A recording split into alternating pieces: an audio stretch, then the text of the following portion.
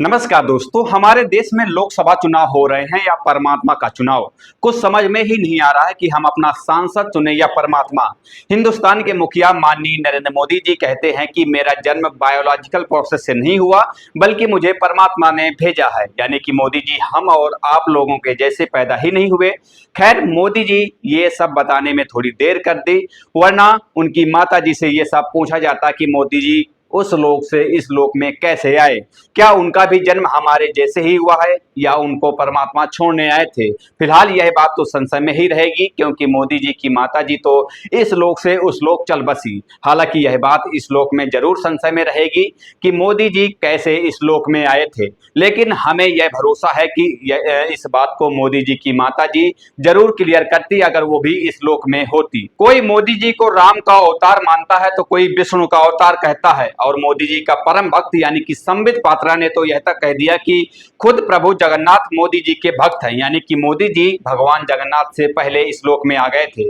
हालांकि बाद में संबित पात्रा ने माफी मांगी और अब मोदी जी ने तो खुद को परमात्मा कह दिया है। हालांकि इसमें मोदी जी की कोई गलती नहीं है, क्योंकि जब उनके भक्त ही भगवान कहते हैं, उनको राम का अवतार मानते हैं, उनको विष्णु का अवतार मानते हैं, तो मोदी जी को खुद को परमात्मा कहने में कोई बुराई नहीं है। लेकिन यहाँ पर हमारे जहन में एक प्रश्न खड़ा होता है कि परमात्मा हो या भगवान हो या फिर गॉड हो, इन्हें तो इस धरती लोक की संपूर्ण जानकारी रहती है, और भगवान यानी कि कोई भी गॉड हो या फिर भगवान हमारी रक्षा करते हैं, हमारी देखभाल करते हैं। लेकिन हमारे फेक परमात्मा यानी कि मोदी जी को हिंदुस्तान की समस्या ही नजर नहीं आ रही है। कर्नाटक जल संकट हो या मणिपुर हिंसा, लद्दाख आंदोलन हो या किसान आंदोलन, महिला खिलाड़ियों का धरना प्रदर्शन हो या देश के बेरोजगार युवाओं का आंदोलन हो या पेपर लीक मामला हो, या प्रज्वल रेवन्ना का सेक्स स्कैंडल हो या इलेक्टोरल बॉन्ड घोटाला या इलेक्शन फ्रॉड हो या फिर और भी अन्य ऐसे मामले, हमारे फेक परमात्मा यानी कि मोदी जी को ऐसे मामले दिखाई नहीं देते।